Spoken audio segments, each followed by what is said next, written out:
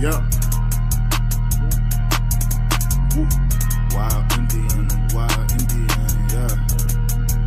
Hey V, line them up. I'm a wild Indian, you know I go crazy. Ain't really Indian, that boy fugazi. I just keep it player, you can never play me. You got an ass so fat, girl, let's make a baby. And another one. Then I'm back to the trap, I'm trying to double some. She a bad woke chick and I love her tongue. We some jurisdiction boys, we some one-on-ones. Look, don't compare me to no Martin dog, I'm like Malcolm X. Die by our freedom, we'll leave a crack and stretch. Round of applause, boy, you know we clapping text. Chucky dog, child's play, yeah, nigga, that's what's next. Open up the cans just like Arizona. Pull up masked up like we got the Rona. We set up jurisdictions when we buy the corner. How you claiming that's your hood and you not the owner? Be the B, I just pulled up in the need for speed. Free the land, tell the colonizers that they need to leave. Wild Indian up in my veins, you know how we bleed. You ain't gotta lie about who we is, dog, just keep it G. We at war, we can't keep the peace. Since we at war, gotta keep the peace. Whack a cone, then I meditate. Should I need to breathe? Keep a Olmec head when we slide, dog, cause we the shit. Like my niggas said, bitch, we the shit. I can't keep the peace. If it pop off, then I want a piece. I'm just on release. I'm in go mode, motherfucker thief. In these streets like EBT, when we at war, make peace with me. I don't give a damn, understand. Fuck who stole this land, white or black or tan. Understand, it's fuck who stole this land. Might have seen me get a little buddy these hands. He wasn't no abo man. A lot of these dudes is Sambo man. They full of shit like my ammo can. What they call an N-word out the wrong mouth, that's an ambulance. Wild Indian, get it in advance, or you can post dated. Ask around, I'm the most hated. Straight sacred, they stole acreage. No ape shit, show ain't shit. It won't be televised, I don't tape shit. Be the B, I just pulled up in the need for speed. Free the land, tell the colonizers that they need to leave. Wild Indian up in my veins, you know how we bleed. You ain't gotta lie about who we is, dog, just keep it G. We at war, we can't keep the peace.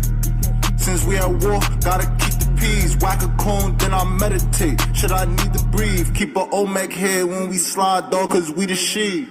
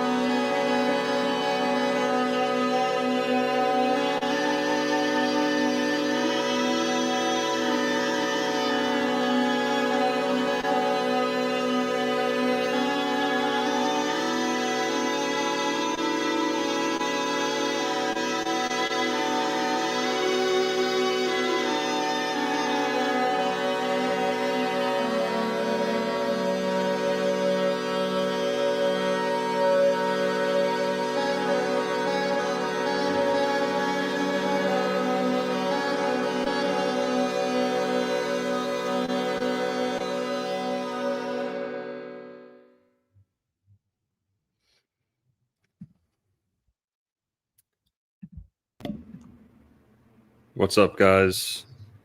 Happy Saturday, everyone.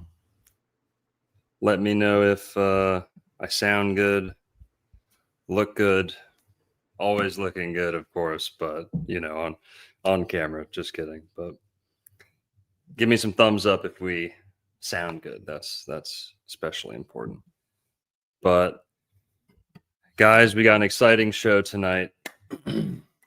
This is the beginning of a new series, and it's going to be epic. It's about astrology.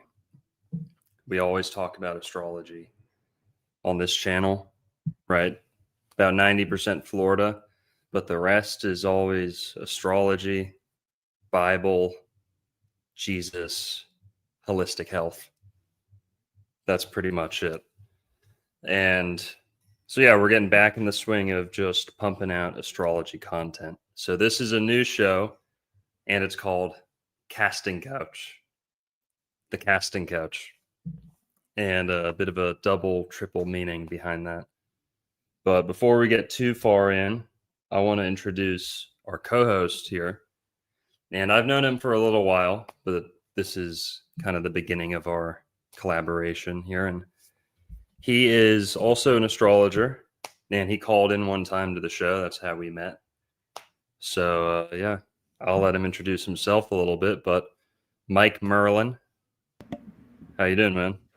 I'm doing great, man. Hope you are as well. Hope the chat is as well. I'm a big fan of the show, and I'm really excited to talk some astrology with you and, learn by teaching and learn with the chat and, really just praise God, God's creation, the heavens.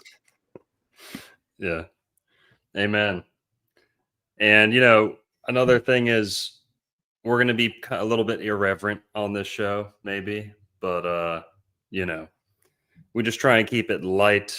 You guys know what it's like with Old World Florida, and this show's not going to be any different. But focusing on astrology, and I'll cue you guys in on the name here. Okay, casting. Did you know that when you cast a horoscope, that's what they call it, right? People who know astrology, they know that.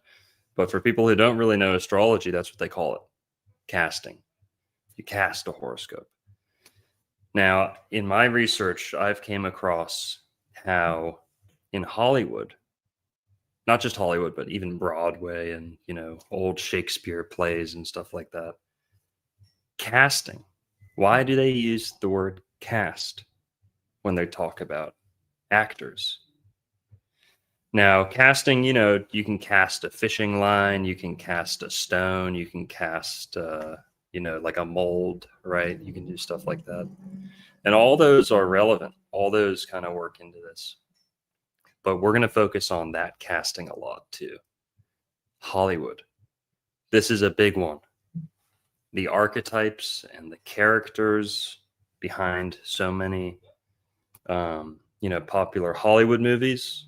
But also, you guys, a lot of people know Joseph Campbell, right? The hero's journey, the archetype of the hero. And, he's got JC as his initials. And, right, people like to talk about Jesus fitting this hero archetype and stuff like that. Well, there's other character archetypes,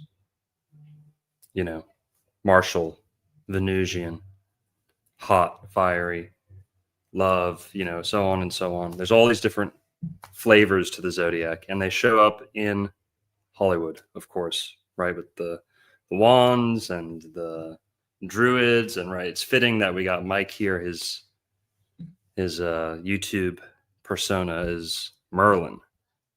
And speaking of, let's shout out his channel here. This is Mike's channel, Merlin's channel. Go subscribe if you're not already. Great astrology content. But so also, let's just kind of state what we want to accomplish with this show.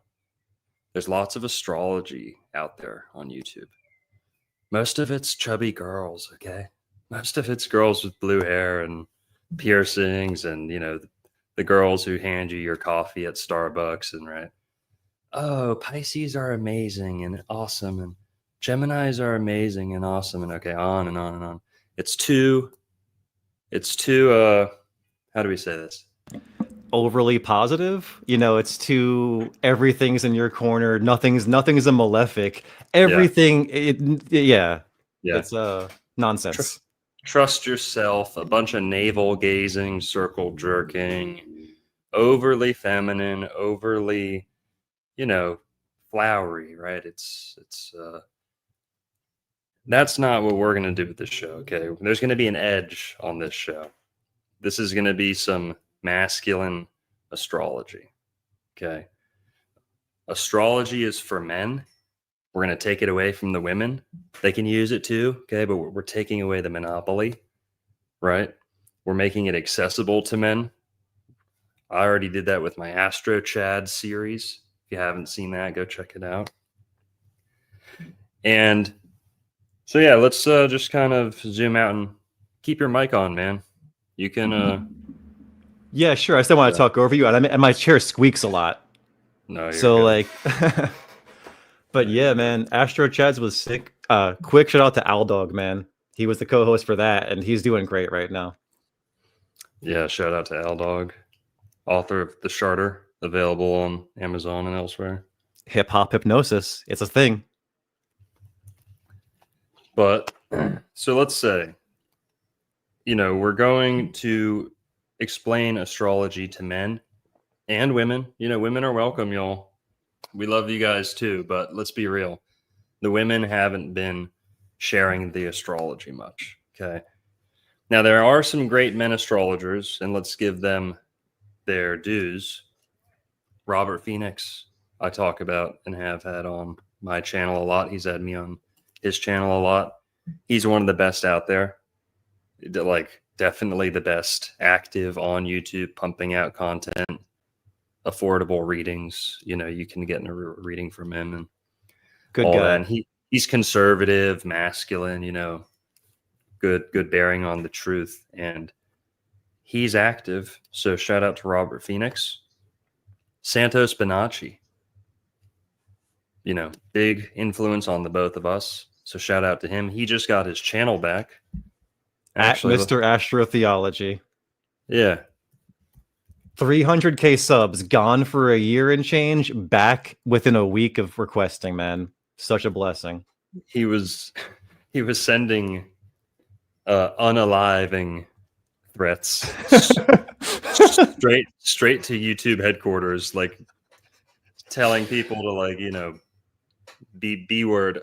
Fucking YouTube's so lame, you can't even say anything. But dude, telling people bomb YouTube headquarters, and he was putting a hit out on Bill Gates and the Pope. That's what got him. His last stream, he was something with the Pope, and it's like, let's draw the line, somewhere. It was, oh man, wild. Yeah, those are my biggest two astrological influences that are out on YouTube, especially. We're going to be shouting out some more, of course, but yeah, Santos is back, y'all. Not this one. It's his actual page. You got to look for it. It's like a little bit censored still. It's not that. Yeah, one. A different one pops up. There's a different Mr. Astrotheology. It's like Santos Bonacci something or other, but it's got the same channel title. It's got to be YouTube / and the @ Mr. Astrotheology. Yeah, here it is. Yeah, guys, go get Santos. Show him some support. But okay, what are we going to be talking about? Santos is Mr. Astrotheology. That's him. That's his thing. He's the guy.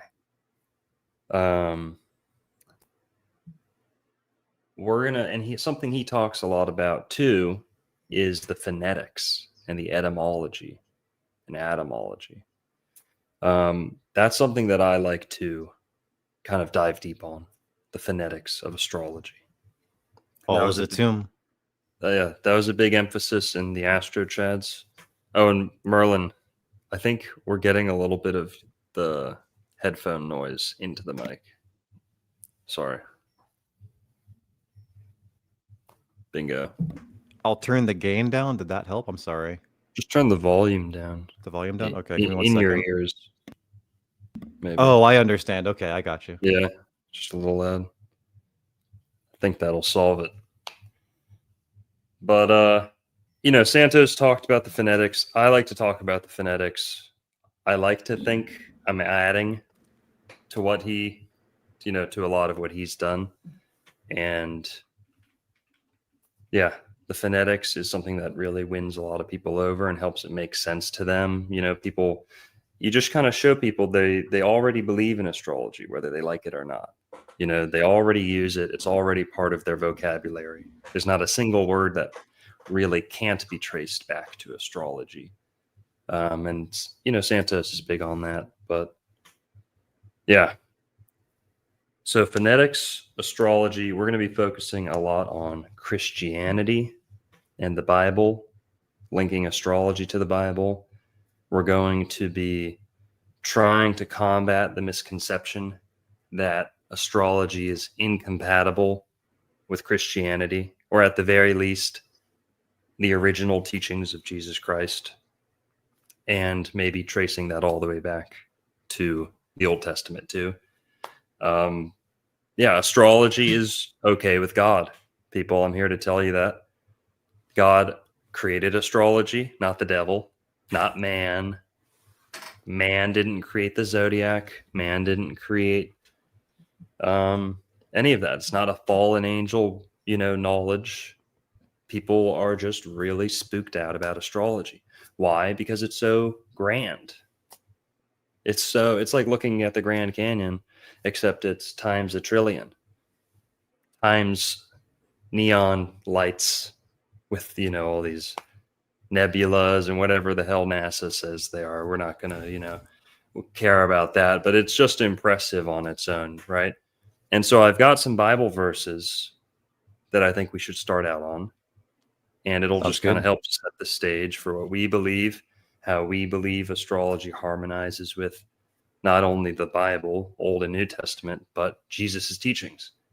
And yeah, kind of the whole back to the Garden of Eden philosophy. Astrology's right up in there. And it might not always seem relevant, but astrology is the mother of all sciences, mother of all arts and sciences. The word science means knowledge. It is the knowledge to possess, is God's creation of the heavenly bodies, how they move and how they influence us. Yes, totally. And we could start at the beginning of the Bible, but we're going to do another Bible-focused stream coming up, right? We're just kind of trying to run through this.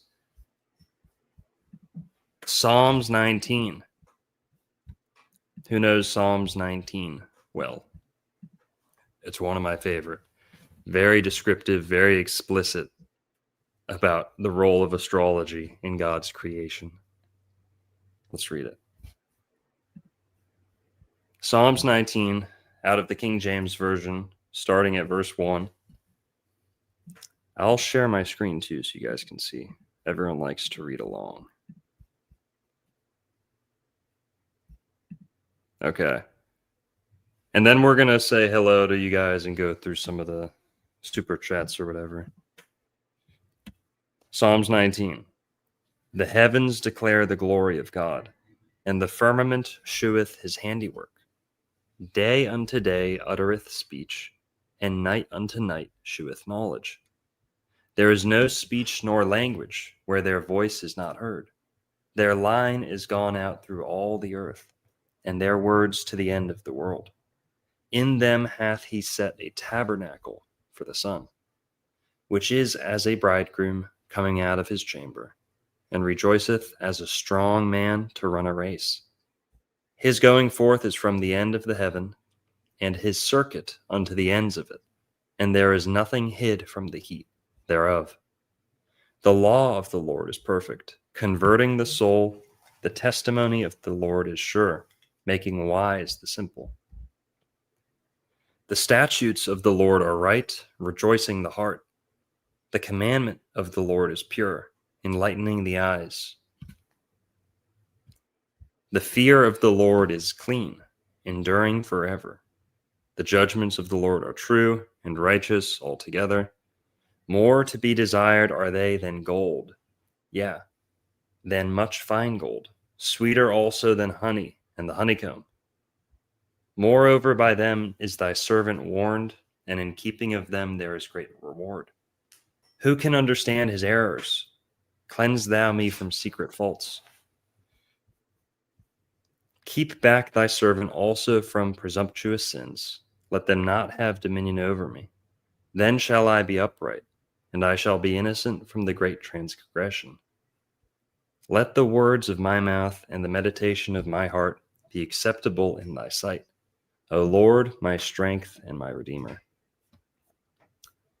Pretty heavy stuff, but let's not forget how it started out. The heavens declare the glory of God.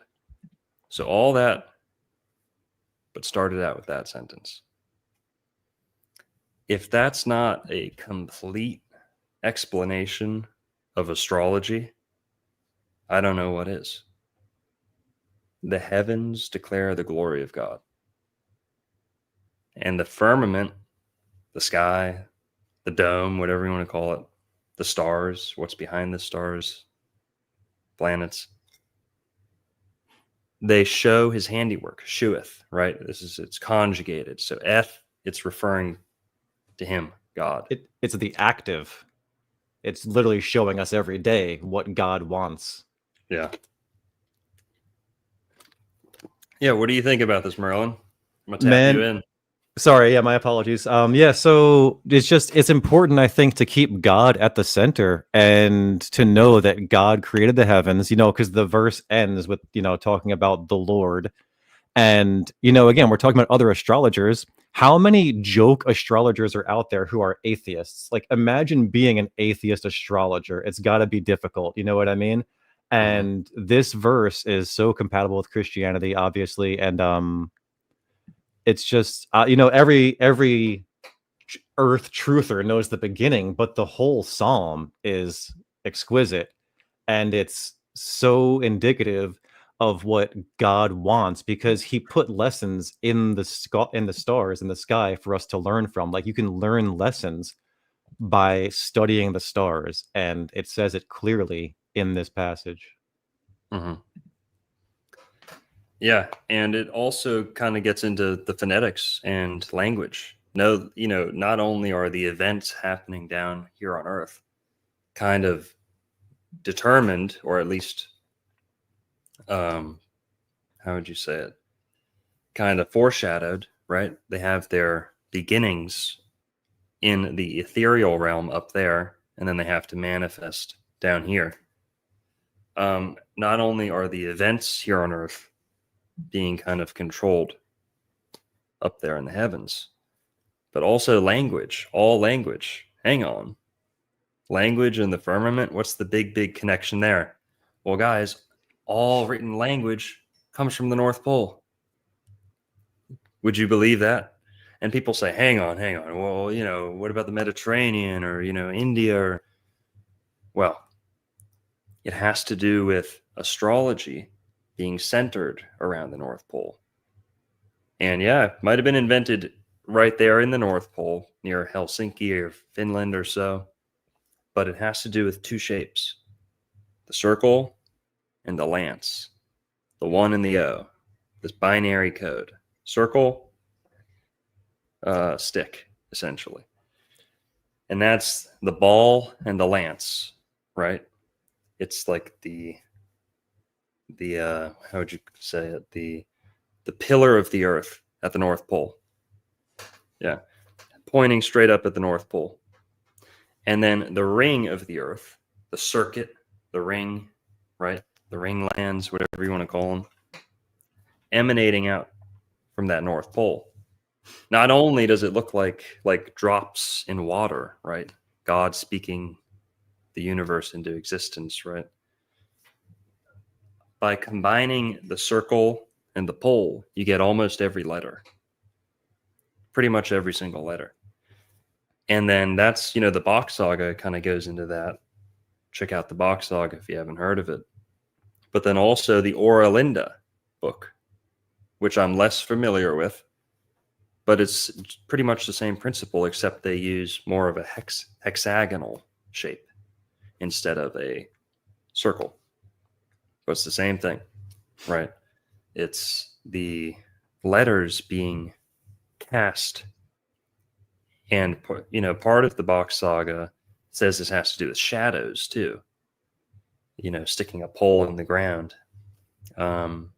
With Hebrew, for Hebrew characters, they use the core of an apple. You guys know this? Go look this up on YouTube. Apple, Hebrew language, Hebrew letters. They take a cross section or like a spiral cross section, or like they can pull the spine out of an apple like in a spiral way, and the different shapes that it makes in the palm is how you get all the Hebrew letters. So lots of alphabets come from this, where it's essentially light being cast onto a shape, and either the shadows it's casting or the different perspectives you can create determines and creates the letters. Isn't that kind of what's being explained right here? And why is it the Tower of Babel? They tried to build up to the heavens from a central location, and then all the language had to be confused, right? Isn't that a very similar imagery? What do you think about that? If I may point out, the word north is an anagram for the word throne. The North Pole is literally the throne of God, right? It's Thron, but again, you can give it a hard O and you have throne. So the North is the center. Someone in chat asked, they said, is the North Pole male or female?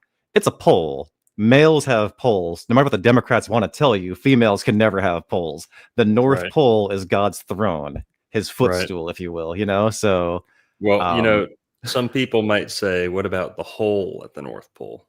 Oh. And well, I guess my pole has a hole in it. That's a good point too. I would say that the pole at the North Pole, the hole at the North Pole is not a female hole. It's the os hole. Oh, the osser, right? And why do we use words like astrology, astral, as above, so below, right? What's up with this? Well, in Viking languages, that's not a funny word. That's not a bad word. That's a sacred word. That's a holy word. Holy word. Ass. And so we see astrology, astral, right? This goes back to Viking words like Osser and Asgard, which again refers to that northern polar region. So, okay. Psalms 19, lots of good stuff in here, right? Language and, creation. Go ahead. Can I also point out real quick that every astrological symbol is a combination of either a circle, a semicircle, or straight lines. So it really all does go back to the pole and the circle. Mm-hmm. Every astrological symbol is either a circle, which represents spirit, or a cross, or a straight line, which represents matter. And that if you get that, you start understanding a lot of what these planets mean and signify, even without that's at least a good basic. Sorry. Mm-hmm. No, yeah. Chime in whenever, man. Let's say what's up to some of the people here. We got a lot more to talk about. We're going to be focusing on the elements and the sub-elements tonight. That's going to be kind of the meat and potatoes of the show. But let's see who we got in the chat here. Mar 310. Thanks for becoming a member. Appreciate that. Kirkwood with the $20. Shelly, man. Thank you. The tarot cards as well. What does that mean? Are we condemning them all? And you're saying the tarot cards too? Or do you want us to talk about tarot cards too? I'm not much of a tarot guy. I'll be honest. Yeah. I don't use it at all, really. I want to learn it more, but I don't. Sorry, go ahead. Yeah, tarot is kind of like poor man's astrology or like blind man's astrology. Like you can't look at the sky. So like, each card has an astrological association. So it's really all just kind of the same thing, but materialized. So you can kind of hold everything in your lap, and girls like girls like tarot a lot more generally. They have things they can hold on to, and it's absolutely easier to, But Wojo 6567 with $5 says, when Jesus wants coffee, he brews it. We respect the wordplay. Fire. And let's see, who do we got in the chat? Drop an orange if you want me to shout you out in the chat. We appreciate all 230 of you or so. We're live on Old World Florida on YouTube. We're live on Dr. Longo on YouTube.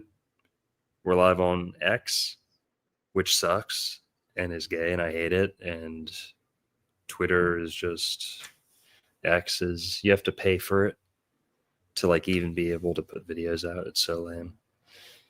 All right. We got an orange wave coming in. We got Dawn B12345. What's up? Chucksies. Good to see you. Tanner by the Sea. He's a local, I think. Pretty close to me. Ratchet Boo. What's up? It's a good name. Hit me up, shawty. Hit my line. My line, girl. Night's Light. Good to see you. This one's sounds Icelandic. This is like the capital of Iceland. Raywar something. Yep. Crispy Skates. Good to see you. Spring Fed Soul. LGP 6344. What's up? Smitty Werbinge Jagerman Jensen. 5-leaf clover. Get that fucking flesh out of here. Get that fucking what is that? Your mom's fucking chicken cutlet that she stuffs in her boobs? Get that fucking thing out of here. Fucking meat. Carnivore. Oscar can talk. Good to see you, man. Tawny. Howdy. Scribbles. Jofi is flame. Jillian Rachel, longtime supporter there. Good to see you. Peer pressure, Rex. All right. That's enough. They're starting to repeat. Oh, Tiger Lily. Longtime supporter as well. All right. Talking astrology. What else did we say? Was there anything else we wanted to do? So we got the sub-elements. We have the fact that astrology is compatible with Christianity. Tropical astrology is the truth in the way. Vedic is nonsense. We can go into that another day, but at least mention it maybe. Yeah, let's talk about that. That's another one of our missions, guys. The whole Vedic, sidereal, Jyotish stuff. Got to be real careful with it. Okay. I am going to say that's about 95% garbage. Made up garbage. A lot of it has to do with the fact that lots of India doesn't have seasons the way the rest of the northern, us in the northern hemisphere do. That's a large part of it. But another part of it has to do with heliocentrism. So this brings up another good point. We are geocentric astrologers. Ptolemaic model, whatever you want to call it. Firmament model, Ptolemy. Yeah. Accurate. Yeah. Accurate astrology. Geocentric astrology.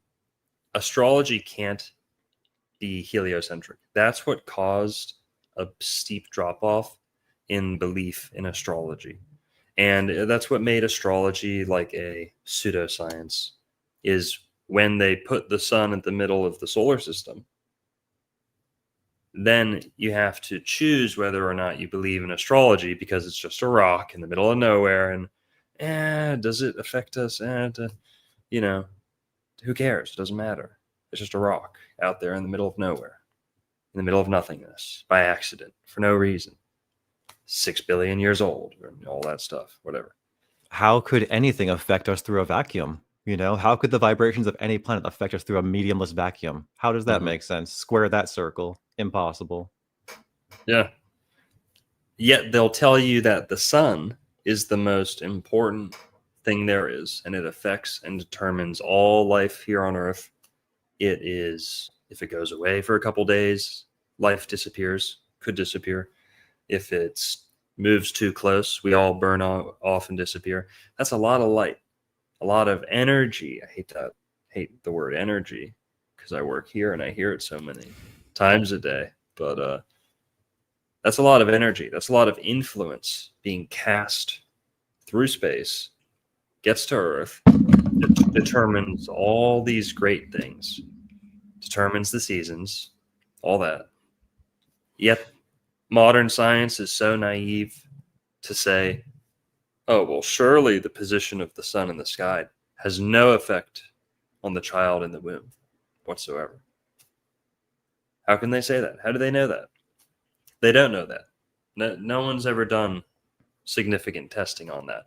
They always do astrology debunking by comparing people's birthdays. They never look at the full chart. It's always just sun sign and birthday based and all that. So blah, blah, blah. We're here to promote geocentric astrology, which is going to make more sense than the heliocentric stuff, the girly stuff, okay? What else are we here to debunk? 13 sign astrology. Total garbage. Ophiuchus is a deacon. Done. Sorry. Vedic and sidereal astrology, 95% garbage. Ophiuchus, I'm going to say 100. Maybe 99.9 if you leave some wiggle room and say, well, when understood correctly, you know, it is a thing. I'm going to say it's 100% a distraction. Ophiuchus is not a zodiac sign. Never has been. Never will be. No ancient culture used Ophiuchus as a zodiac sign. It's a constellation sometimes, okay? And it pokes in, and the tail of this, and it pokes in here a little bit, and no, nonsense. There's 12 notes of music. There's 12 chromatic notes. There's 12 chromatic colors. There's 12 systems in the body. There's 12 apostles, 12 tribes of Israel, 12 this and that and that. You can't just throw 13 in there. It screws the whole system up. The whole system. People say, what about the moon? That's 13 times 28. No, that's wrong. That's another misconception we got to get to. 364, 13 times 28 equals 364. Nothing to do with the moon. It's not a lunar year. 28's not even a lunar cycle, or like a smaller division. It's rounded up when people say that. But after 12 times 28, what is that? It's only like 354 or something. 354, yep. 354. 13 times 28, it's 364. But that's not even a lunar cycle. That's called the Enochian year, guys. And I only found this out because I was studying gopher tortoises so much. And, I was like, oh, yeah, the gopher tortoise has the lunar calendar. Doing some research on that. It's not a lunar calendar. The lunar calendar is 354. 354. 364 comes straight out of the Bible. It's the Enochian year. It has no basis in astronomy whatsoever, allegedly. It's purely based on the 7-day week. That's it. It's a liturgical calendar. But okay, so 13 signs, nonsense. Vedic, sidereal, Jyotish, 95% nonsense. And yeah, that's it. Those are some misconceptions, some things that need to be debunked, some things that are corrupting astrology today. But anything else, Merlin? No, it's just the 13 moons is so obvious. We have 12 new moons yearly more often than we do 13. 13 is the exception, and people are trying to make the exception break the rule. And it's like, in what way? That only makes sense in the mind of a heliocentrist, I could only imagine. It doesn't make any sense. It's nonsensical. Totally. So, okay, let's talk about what we wanted to talk about. The elements, because we're going to be teaching astrology. We're going to be trying to keep it basic so that everyone can learn, everyone can benefit. That's how Santos Bonacci always did it, and I always appreciated that and learned the most from his style. If you don't like our style, go watch some fat girl with blue hair. Go watch the real quick. Santos has done some excellent stuff just trashing Ophiuchus as well. He really shits on the guy who's pushing it hard in classic Santos, very funny fashion. So you guys can find that out there somewhere. Totally.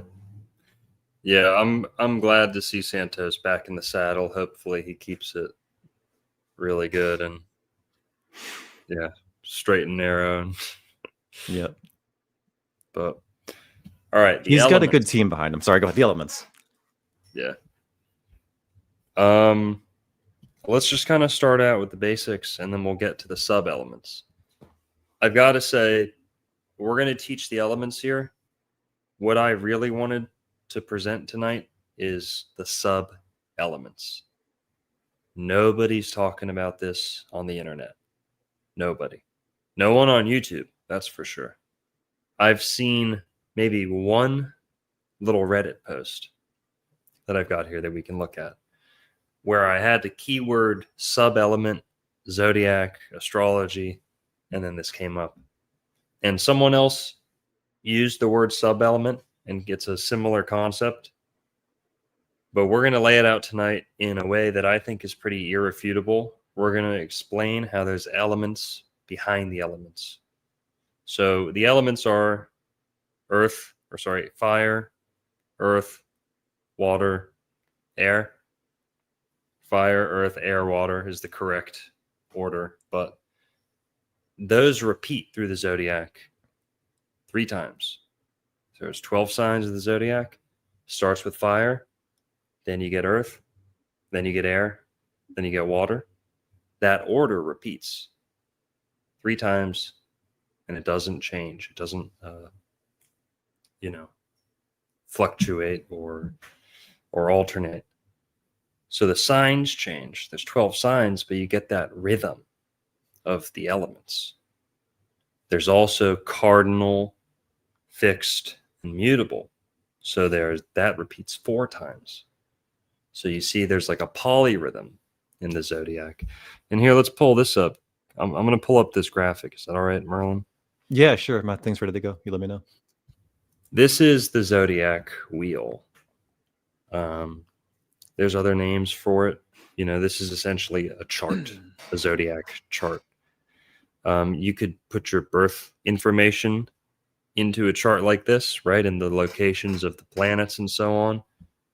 But essentially, this is the circuit, or maybe the wheel, the cycle of astrology. It starts with Aries in springtime over there on the left. Most astrologers tend to put it in the left. So this clock kind of starts at the 9 o'clock position instead of the 12 o'clock position. So we always start at Aries with astrology. Some people don't. Okay, they're weird. They're in the big minority, tiny minority. We always start with Aries at the spring equinox. The spring equinox is always March 21st. 20th, 22nd, it changes a little bit depending on your calculations, but 21st is kind of like the nice round equinox date. March 21st. That's Aries always. Don't let anyone else confuse you. Don't let the Jyotish and the sidereal and all this stuff, don't let anyone tell you, oh, well, you're actually this.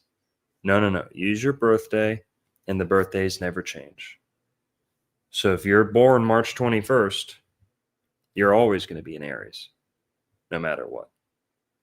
Life is always going to be Aries at that time of year.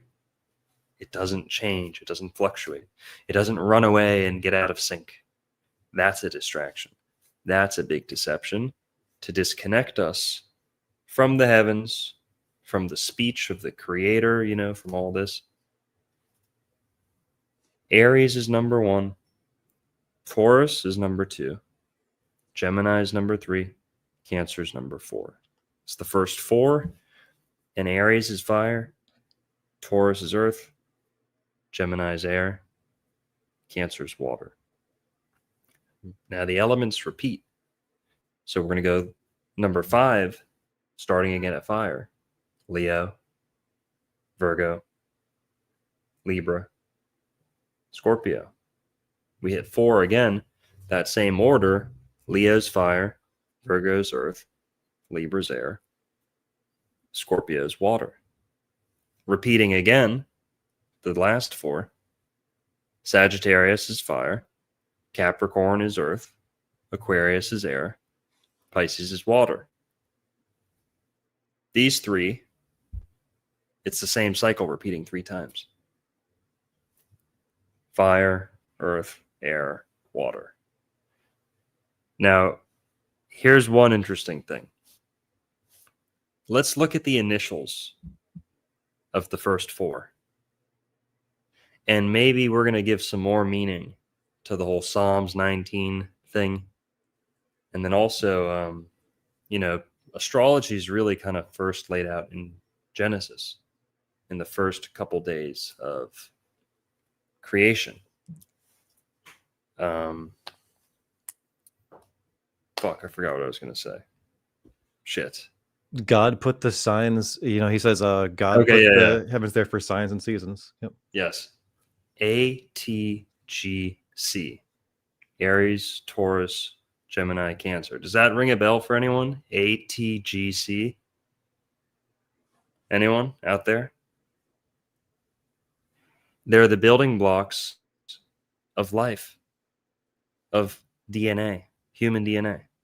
ATGC. Isn't that crazy? Adenine, thymine, guanine, and cytosine. Those are the building blocks of DNA. 4 nucleotide bases that make up DNA. Yep. And they form a double helix, right? Right? DNA is a double helix. Well, astrology, just like music, remember there's 12 notes, 12 signs. It's not a spectrum. Okay? It's not a frequency range. It's a spiral staircase. That's how music works, right? A is A, but when you go up an octave, it's still A. So how did you move 12 steps but return to the same spot? Because you're going up a spiral staircase. 12 steps laterally takes you away from where you started. 12 steps in a spiral staircase takes you, you ascend, but you return to the exact same spot laterally that you started in. That's the double helix in the DNA as well. The spiral staircase of creation as described through the Zodiac too. ATGC. The first 4 signs of the Zodiac. Pretty crazy. That is Merlin. nuts. Yeah, I mean, and astrology is the study of harmony. Talking about music, there are the 4 mathematical sciences, right? You've got arithmetic. That's just basic. Can you count? Can you add numbers? Then you have geometry. Can you understand the relationship between numbers and space? You need that for astrology. And then finally, musical harmony is another mathematical science. If you can synthesize all of those and then incorporate the symbolism of the stars, then you can truly start understanding, appreciating, and practicing astrology. Mm. Hell yeah. So do you guys see the elements here? Can you show us the graphics where you go element by element? Sure. It's going to click over to that for 1 second, but then, yeah, we'll start with fire. It's got the wrong order. I'm sorry, but fire first if you want. We're going to show people now. Merlin made these great graphics that really helps show the harmony and the geometry and kind of like the divine structure and rhythm in astrology. It's not just, random constellations out there, random constellation out there. They got nothing to do with each other. No, it's a science of harmony, ratios. There's geometry involved, of course, right?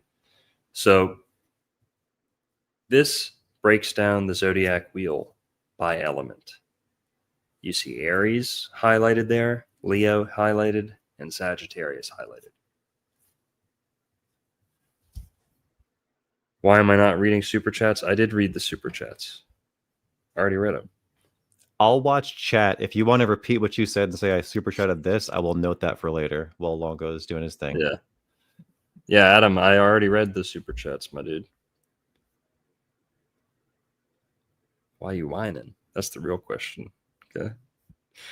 No, just kidding. Love you, Adam. Aries, Leo, Sagittarius, fire. You guys see how they form a triangle? That distance, that ratio, that what's the word we use in music? That interval is called a trine in astrology. So you're skipping 3 signs, you see that, to get to the same element. So you go from fire to fire to fire. You're skipping over 3 signs every time. That's a rhythm. There's a rhythm in astrology. And those 3 signs, Aries, Leo, Sagittarius, they're fiery, right? We're going to get into the personality and, the qualities of these signs in other episodes.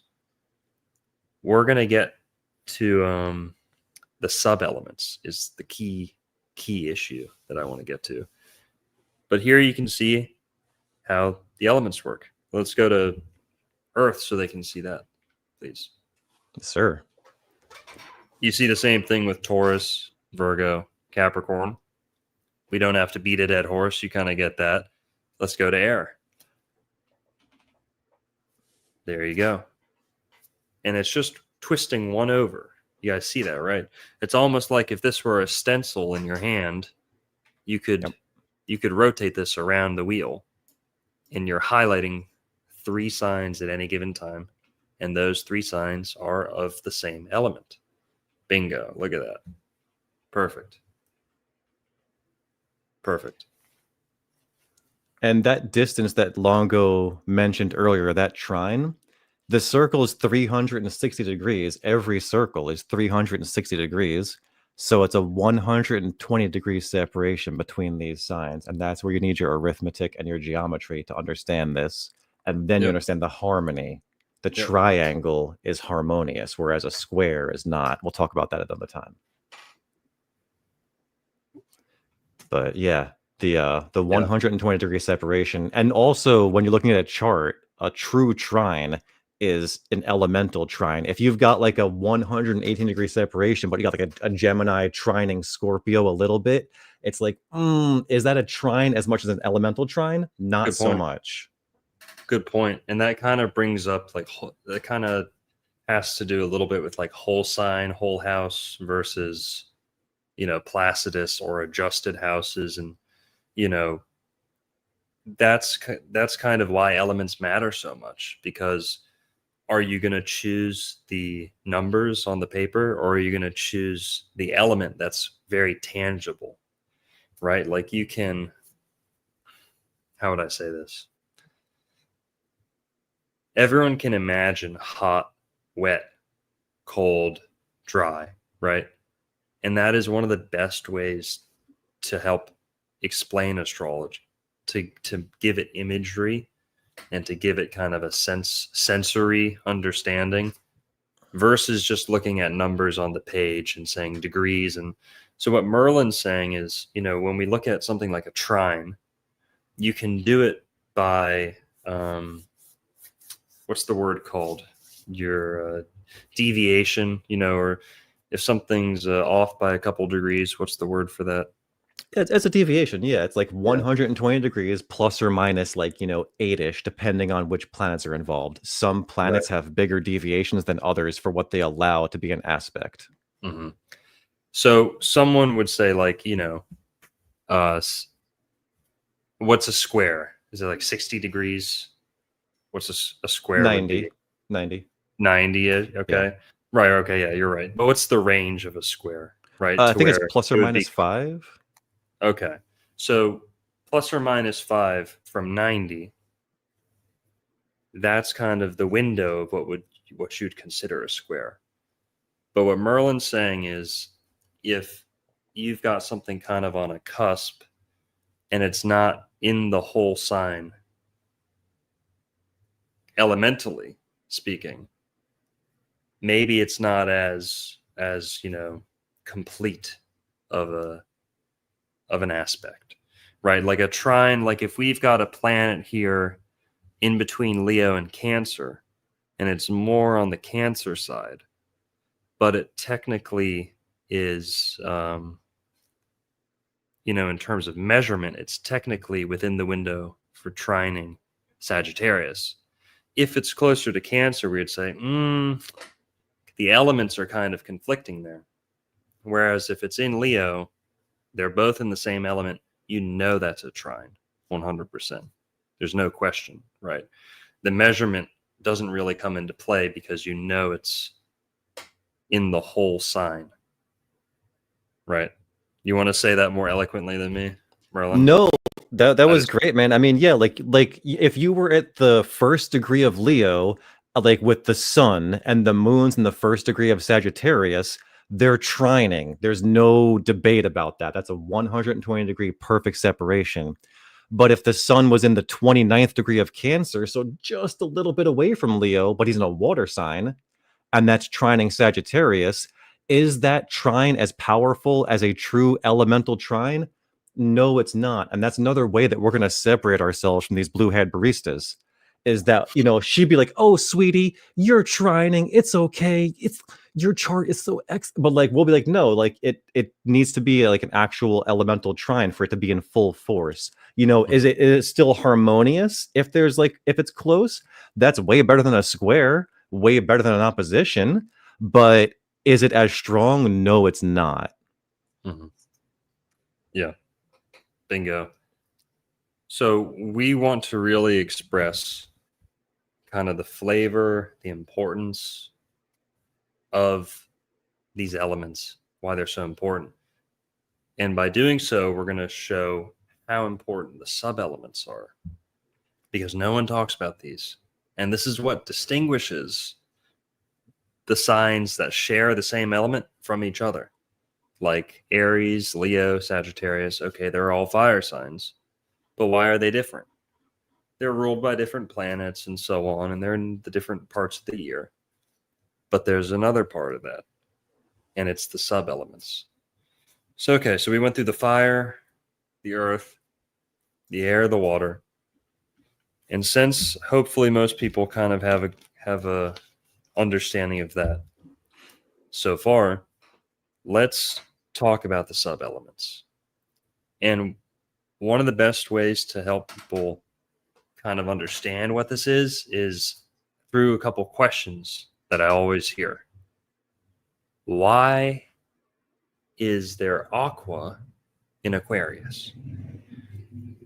Show of hands, show of oranges in the chat. Who has ever heard someone say, oh, I'm an Aquarius, I'm a water sign. I'm Aquarius. I'm so connected with water, right? I'm very connected with water. I'm an Aquarius. Well, hang on, guys. Aquarius is an air sign. So how do we square that? How do we make sense of that? The sub-elements.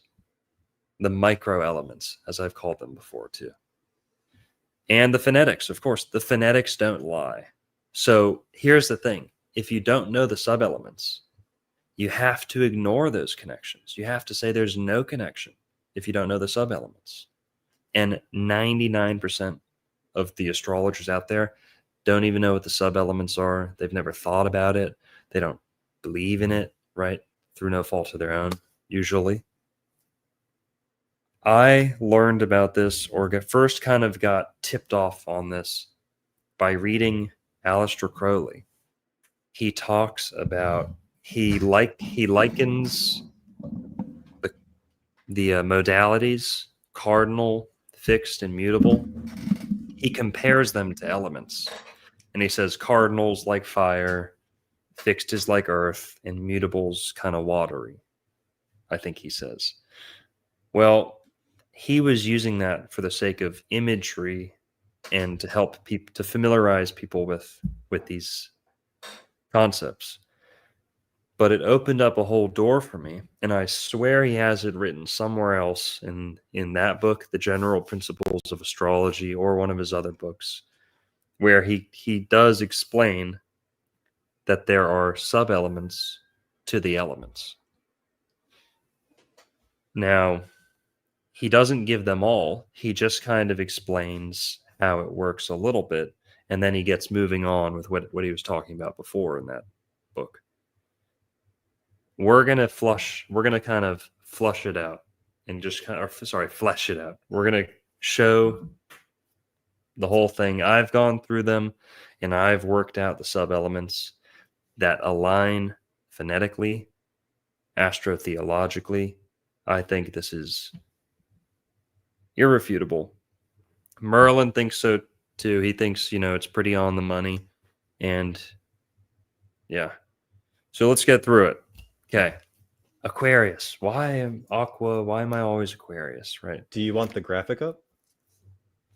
If you got it. Oh, I do. It's at the very end to make sure we didn't spoil it. Oh, the sub elements. Is that okay? Nice. Yeah. Cool. Totally. Go back to the ring with Aquarius. With the air signs. Yeah. Sure. Yeah. Okay. So Aquarius has the word aqua in it. It's the water bearer. People know that, right? But is there a deeper connection to the element, or is it just a name? Is it just the rain of that time of year? Well, it doesn't rain in every part of the world at that time of year, right? That would be kind of selective, and that would be a very local association. Well, this is what it is.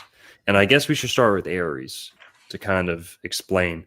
The same thing happens to Aries, where people say air and Aries. I thought I was an air sign because Aries is airy.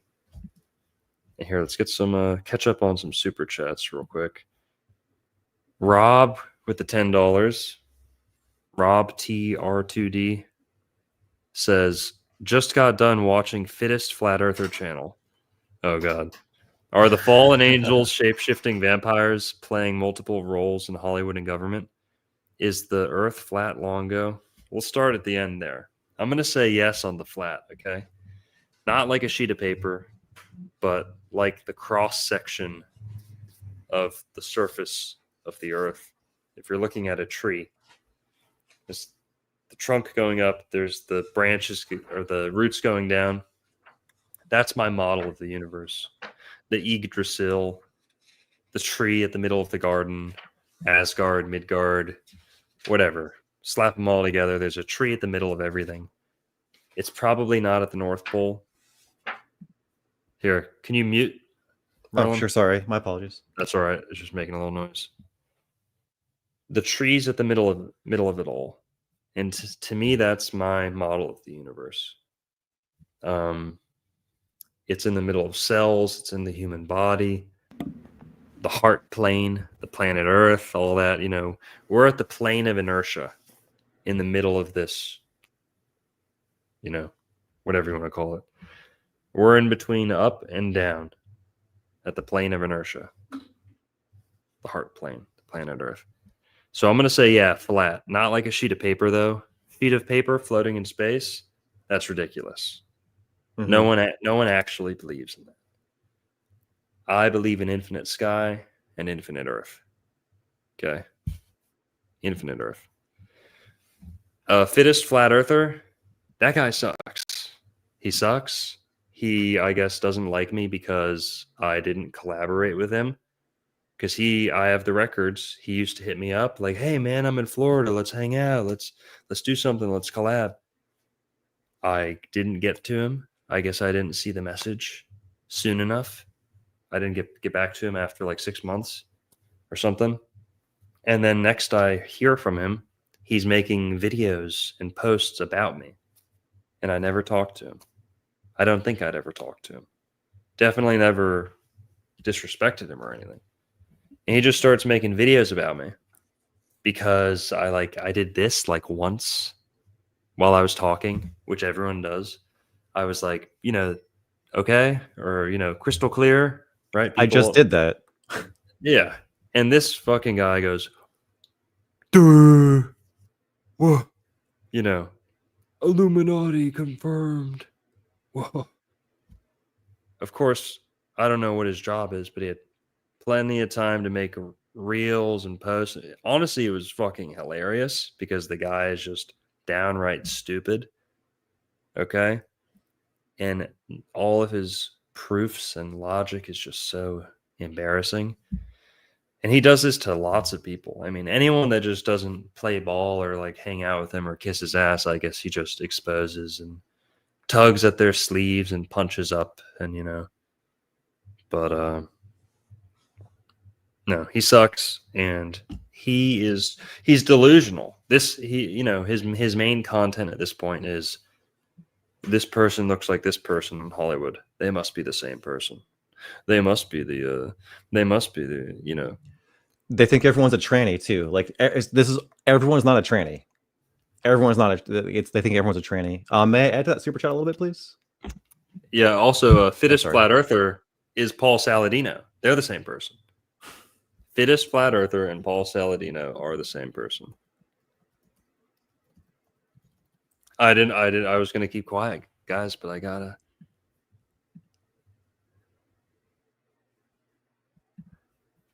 All right. Fittest flat earther who's obsessed with me.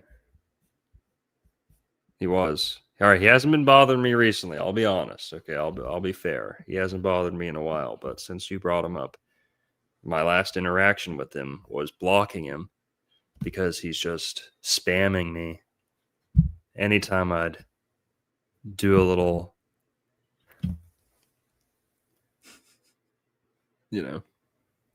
But yeah, that guy sucks. So it's okay.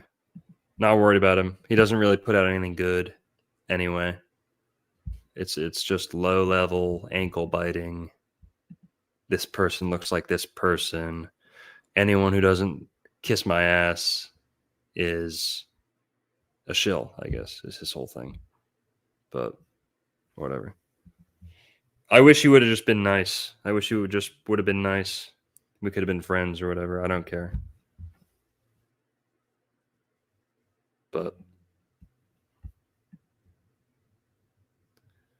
all right. Done with that. No. Are the fallen angels shape-shifting vampires playing multiple roles in Hollywood? No, I'd say no. Are some people cloned? I'm sure it's happened. There was a family at my school that I went to clone their dog. So it happens.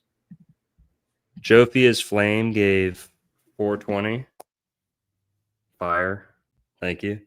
Glad you're back. Thanks for sharing Christspiracy. Yeah, guys, if you haven't seen Christspiracy, go check that out. It's a really good one. Documentary from Cam Waters, my friend. All right. Okay. Aries. Let's go to the fire trines. Why does Aries have air in it? Okay. Well, like we're saying, each of the fire elements has a sub-element. No one talks about this.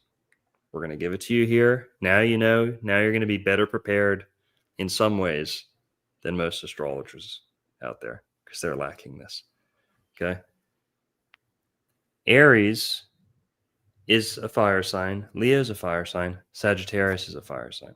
Now pay attention. We're going to put the sub-element before the element. Aries is air, fire. It's air, fire.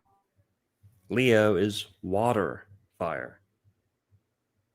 Sagittarius is earth, fire. There's the explanation, guys. Aries is airy, Leo is watery, and Sagittarius is earthy. Aries is airy. Why? Because it's arising. Aries, arise. It's like the heat waves underneath the sun. When the sun hits, the horizon, Aries, arise, all that. It's airy. It's spring. The fresh air, the new air, the heat comes in the air, right? Aries is airy. Leo is watery. Aries also, they can kind of be airheads. Aries is April Fools. It's the most foolish sign of the zodiac because it's the youngest sign of the zodiac. So they're also the bravest, or one of the bravest, confident, tend to be confident. Sometimes, right, confidence and foolishness, very hard to distinguish, right? Very fine line a lot of the times. Aries tend to rush in head first, right? All about the top, tippy top. The only thing that rises to the top other than fire is air, right? So Aries is very airy. Anything you want to add on to that, Merlin? Yeah, dude. I mean, like you start a fire by blowing air into it. Aries is the most masculine sign of the zodiac, and every element, guys, is masculine or feminine, and fire and air are both masculine. So it's literally a double masculine element and sub-element. Yeah. So it fits perfectly. Good. That's a great point. It is the most masculine sign, in my opinion, too. And that is explained by, because the sub-elements, they don't repeat. I think that's one thing that Crowley kind of was iffy on, or kind of, I disagree with his understanding. And I don't think that was his full exposition of the micro elements or the sub-elements. I think he was just in passing kind of comparing the modalities to the elements for, imagery sake. But I forgot what I was going to say. Again, doesn't matter. Okay, Aries is air, fire. There is no fire. So with the water signs, there's no water. With the earth, there's no earth. It doesn't double up. It's the one element that's being expressed, then the other three being expressed on top. It never doubles up. So Aries is air. Leo is water, fire. Leo is very performative. Leo's the cat in the zodiac. They can be very sensual. They can be, Leo has a bit of narcissism in it, right? So they definitely burn hot and bright, and they shine a lot.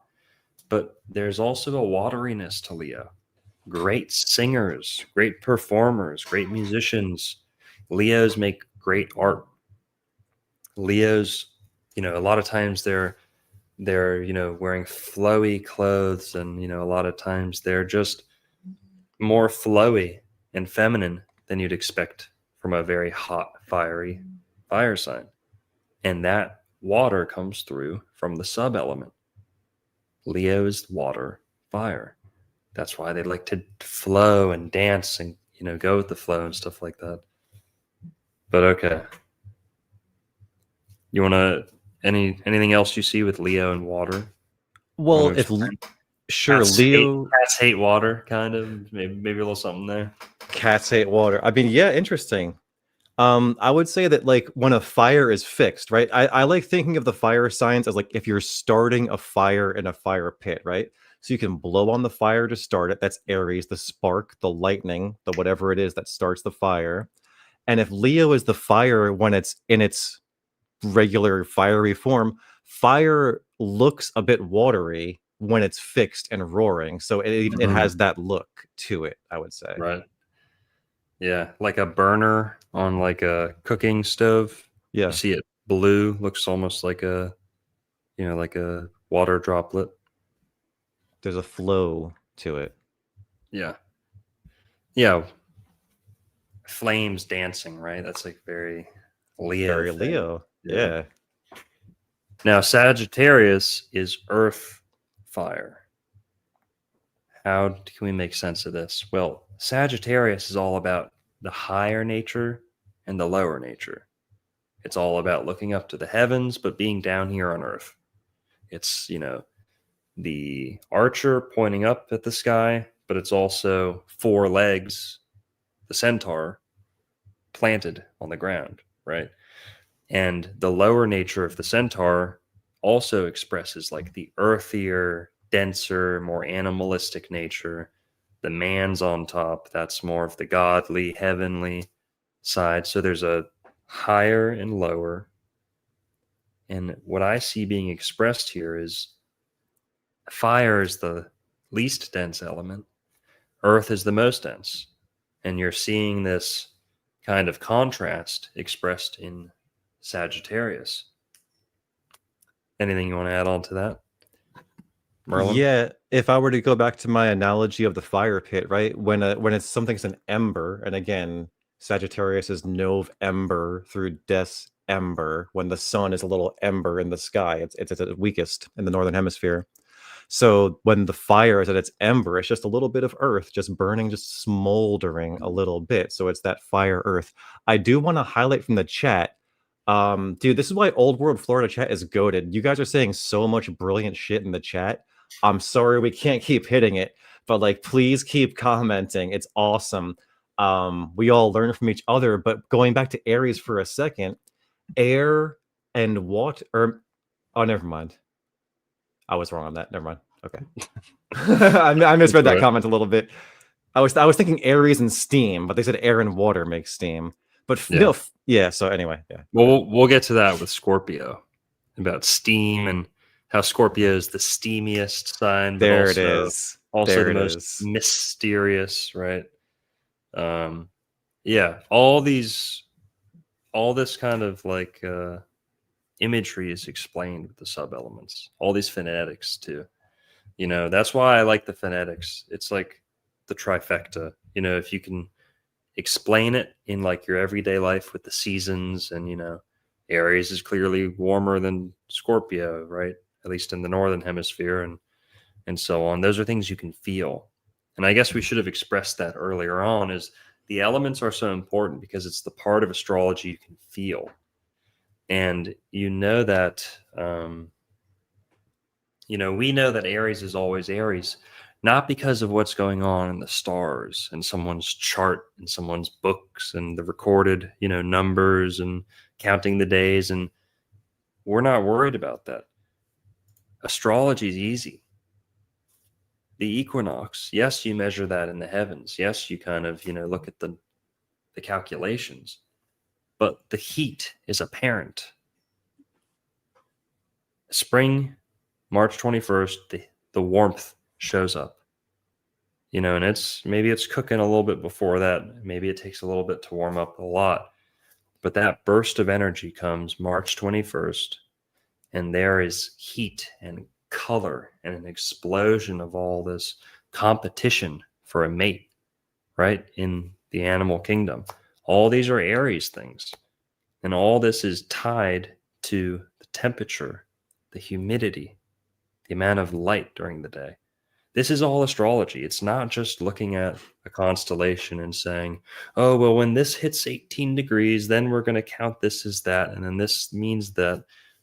No, it doesn't have to be that. It's all very apparent. It's all present. It's all very at your fingertips.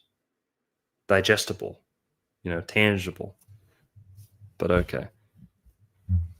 And Yeah, go ahead. there are 4 seasons and there are 4 sets of each modality of signs, right? So when he was saying that Aries is a little hot before March 21st, maybe, well, yeah, because Pisces is a mutable sign. So it's half winter, half spring, and every mutable sign is a little bit of both seasons on each side. The cardinal signs are the beginning of the seasons, and the fixed signs are the most seasony that season is going to feel like. And that's it's what Longo's talked about, how it's literally a feeling, and it's undeniable. Everyone knows this, everyone goes through this every year, and it only becomes more apparent the older you get and the more you experience these things. Totally. So we went through all the fire signs. Yeah, earth signs: Taurus, Virgo, Capricorn. Let's get right into it. They're all earth, but Taurus is water earth. That makes a ton of sense. Taurus is one of the most moist, humid, fertile signs in the zodiac. It's right up there with Cancer. Taurus and Cancer are the 2 most fertile signs. Taurus is so fertile because it's got earth and water. Very feminine. The 2 planets being active in Taurus are Venus and the moon. Venus is associated with earth, and the moon is associated with water, or vice versa. Some people say Venus is associated with water, and the moon is associated with earth. They're both very dense, and they're both pretty cool, and both very moist. So, and we're not going to focus too much on the planets, because that'll just confuse people if we talk about all the planets for each of the signs. But Taurus is water earth. It's moist. Okay. Virgo, and also like Taurus is the bull, the cow. Cows love the water. They're like obsessed with the water. In some countries, some types of cow, they spend all day underwater. Water buffalo. I mean, come on. Those things are like submarine, So Taurus loves water. Bulls love water. Not always, but most cows I've seen love water. They hang out next to the water. They could have big old pasture, right? They spend all their time next to the food and the water. And if it gets too hot, they go jump in the lake, right? So all animals love water. We're not going to stretch that correlation too much, but Taurus and water, big connection there. Anything jump out to you, Merlin? No, that's pretty much it. The fact that Venus and the moon are associated with it, it is just a very moist time of the year. And again, I would just say, April showers bring May flowers. It's a very wet season. It's a very wet, earthy season. And the earth needs that moisture in order for that hot sun that we got from Aries to allow our crops to grow. So it really is, a part of astrology. Just, it shows you how the year is meant to go. And Santos Bonacci explains this excellently. Yeah. Astrology is not just the study of the stars. It's almost a misnomer. It's the study of light. It's the science of light, magnetism, warmth, humidity. It's elemental magic. All magic, astrology, all this needs all magic, religion, alchemy, all this needs astrology. They need to know what days to do certain things. They need to know what days certain minerals are more active or accessible, And may we tie it back to Christianity for one moment, please? Totally. So, God said, "Let there be light." In the beginning was the Word. So, and now we know scientifically that you can create light with sound. So, and again, if you understand the work of Ken Wheeler, then you will understand that, and I'm sorry if I'm going too deep, stop me, Longo. But, light does not travel. Light is a perturbation of the ether. So that is how astrology affects us. And that is how God created all matter, is by perturbing the ether.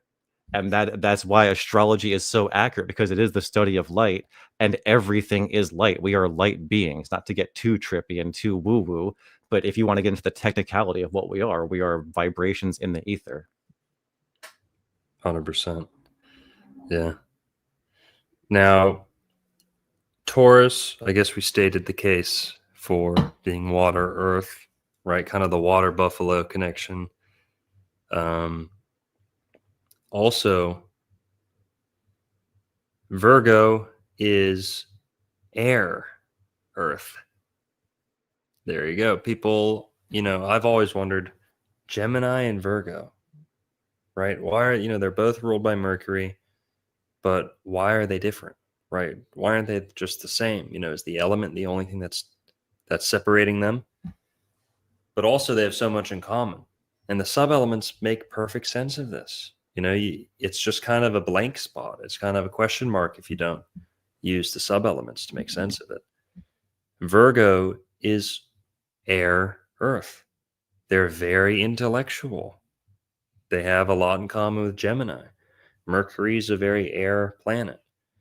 Virgo, you have, they're not known for speech and communication as much as Gemini, but they're definitely known for their intellect, their love of knowledge, education. Yeah. And those are all mercurial and very air oriented things.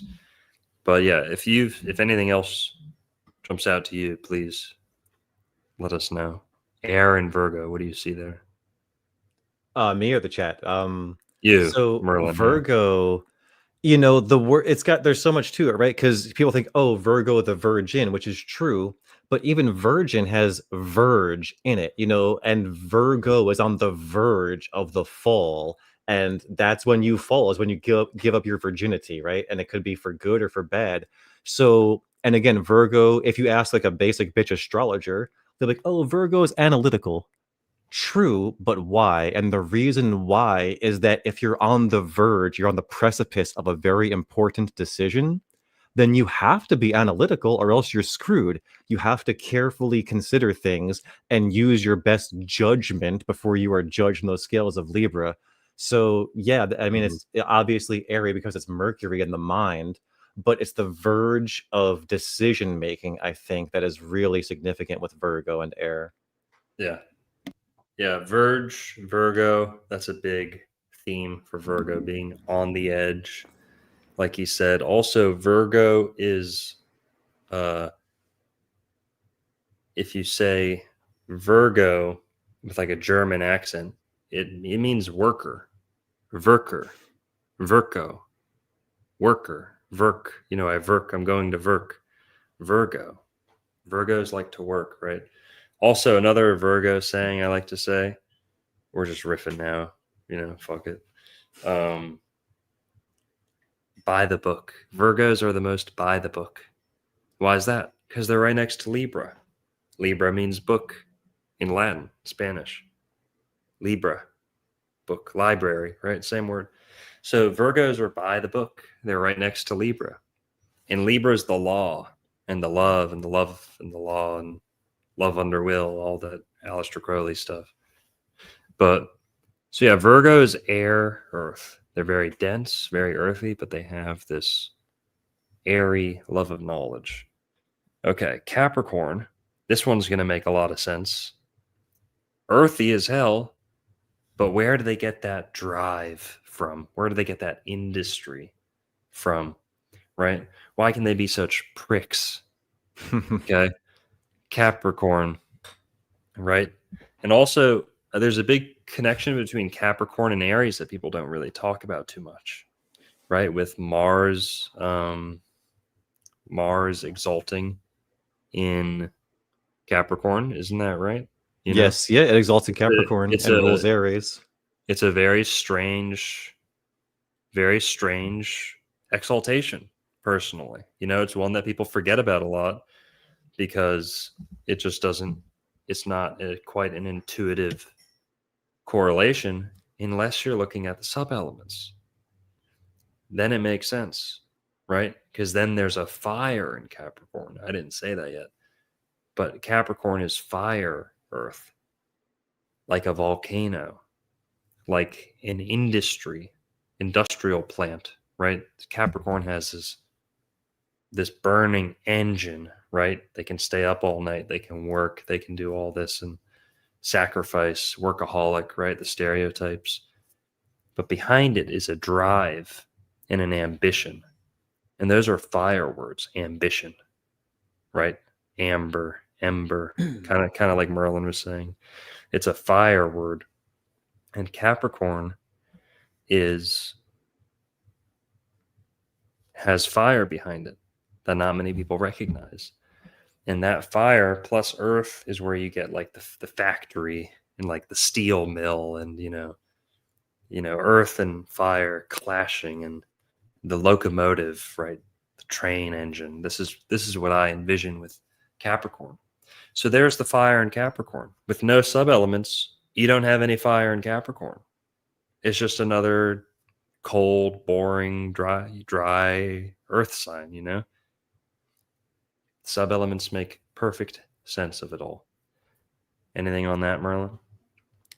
Yeah, I mean, so Earth is just so difficult to move that for it to be cardinal, right? So the cardinal signs are all about movement. That's the start of the season. And for Earth to move, Capricorn rules, earthquakes, volcanoes, any moving Earth. So it needs a strong impetus to get that going. And that has to be a fiery spark. And then also, just real quick, if I may, about the exaltations. The lesser planets, Venus exalts in a domicile of Jupiter, and Mars exalts in a domicile of Saturn. So, like, the lessers exalt in the domiciles of the graders. Wow. But yeah, as far as just Capricorn goes, it really is like I think Aleister Crowley described it as unnatural. Earth moving is quite unnatural. So for it to happen, needs that fiery spark. Mm-hmm. Totally. And that's all the earth signs. Now let's get to the air signs. Starting with Gemini. Gemini is fire, air. Gemini is very active. I like to envision Gemini kind of like the snitch. Is that what they call it? The snitch. The snitch in Harry Potter? In Harry Potter. Yeah, the snitch, the golden snitch. It's like a hummingbird. Tricky. That's Gemini to me. It's like the hummingbird, okay? It's like whoop, whoop, whoop, zoop, zoop, very nimble, quick, right? Almost like two people at once, right? Like double vision. There's this agility in Gemini. Agile, gem, I don't know, soft G sound in there. Maybe they're connected. But Gemini has a quickness and a sharpness and a little bit of a... Gemini is not a super hot sign, but it is capable of being very close to heat. Like Mercury, right? The planet Mercury is, they say, the closest to the sun, right? And that means that it's capable of enduring heat, right? Withstanding heat. You see that kind of in Gemini. Gemini, I have found, do great with people like Leo and Sagittarius and, Aries. They can digest fire really well. And they don't take it too personally, right? They're kind of okay being a sidekick to a Leo sometimes, Geminis have a little bit of a fiery nature, and in sports you can see this. Growing up playing sports, looking back, the fastest and most athletic kids were always Aries, Leo, and Scorpio. And we'll get to Scorpio in a sec. This is just my experience, and I think this is true for most people. Aries, Leo, Scorpio. So 2 fire signs, very quick, nimble, agile. Scorpio too, because Scorpio's got some fire in it, and we're going to get to that in a sec. Then Gemini. Gemini would be the 4th, I'd say, was quick. More often than not, very quick on their toes and agile. Now, if I want to put number 5 on that list, I'm going to put Sagittarius in there, okay? But yeah, the best natural born athletes. Anyone can get good. Anyone can train. The best natural born athletes, Aries, Leo, because they're acrobatic, those two, and naturally nimble and explosive. And then Scorpio is up there. They have a killer instinct, right? Very diligent. Scorpio, talented. But then Gemini, because they can learn, they're teachable, they like to understand and talk, good communicators, but they're also fast. And I think they get this sharpness and agility from the fire sub-element. They're fire, air. So, what do you think? Anything fiery jump out to you? Completely agree. I've got a lot of Gemini in my chart. Yeah, I think the point you made about it being close to the sun is probably the most prescient. Because the Gemini, like you'll see here, like Mercury right now is in Sagittarius. He's not going to go much farther than that. The sun's in Scorpio. The Gemini is going to start, or Mercury is rather going to start retrogressing soon to stay close to the sun. So there's a constant state of heat with Mercury, and Mercury is very fast. He's symbolically the fleet-footed messenger of the gods. So he needed to go quick, and that's why he rules Gemini and air sign and Virgo and earth sign, going from the heavens to earth as the messenger. So yeah, Gemini needs that heat behind it, I think. Mm-hmm. Totally. And Gemini, the gem in the eye, the light, the shine in your eye, the light that's in your eyes, you could maybe attach to Gemini a little bit. Some people disagree as to what rules the eyes. Some people say Aries, some people say Sagittarius, because I see. Some people say Gemini. They're the gems in the eyes. It's the twins in the head too. But yeah, so there's a spark in Gemini. Let's say that. There's a spark and a glimmer. And going back to the seasons, the Gemini season is warm. It's the warmest air season by far. So right. And then Libra, sorry. Yeah. And Gemini, for us in Florida at least, that's summer, guys. Okay. We're already in summer, that is summer. We don't wait for Cancer for it to be summer in Florida. We missed a super chat. Sorry, my bad. Okay. My apologies. You were cooking. That's okay. Zalero Morales. I never know how to say this person's name. $20. Keep up the great work. Much love. Appreciated. Rob with the $10 says, who the fuck has the flat earth thing right? Who should I watch? By the way, when you coming to Arkansas to kick it? I don't know, man. As soon as they locate a single good-looking girl in Arkansas, I'll be headed over. No, just kidding. Teasing. I like Arkansas. I've done some traveling through Arkansas, but there's not much for me in Arkansas, I'll be honest. But if I go through there, you'll see. Follow me on Instagram. I'll post about it.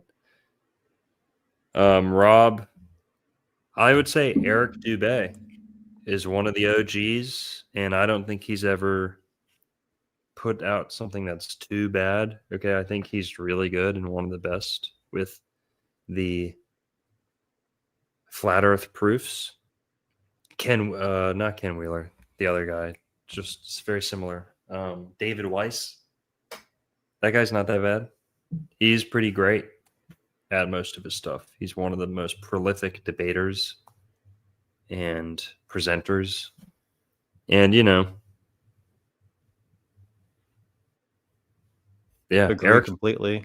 Eric Dubé is the one who convinced me. I mean, when I found out about Flat Earth, I thought it was the dumbest fucking thing I'd ever heard. It might have been the same week I heard about astrology. It could have been the same day. I'd never heard about astrology, didn't know what it was. And one day, my friend, when I was like 19, he tells me, hey, you're a Sagittarius. I was like, okay, what's that?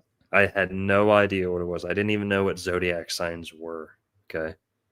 He says, you're a Sagittarius. Yeah, explains it. He's like, oh, yeah, watch this. Throws on a single Santos Bonacci video I'm like 19, hooked for life. Okay. Hooked for life, never looked back, obsessed with astrology. I ask everyone's birthday now when I meet them. And I'm also, it's not like an obsession. It harmonizes with everyday life super well. It's pattern recognition at the end of the day. Astrology is just another system of pattern recognition. I think you need to have a little bit of a IQ to kind of make a lot of sense of it and to make good use of it. Otherwise, it might just seem like a lot of personality stuff. Oh, I feel like this, and oh, my Venus means my Mercury, my debilitated Mercury means I steal from stores in the mall. Oopsies, like stuff like that. But Eric Dubé is good.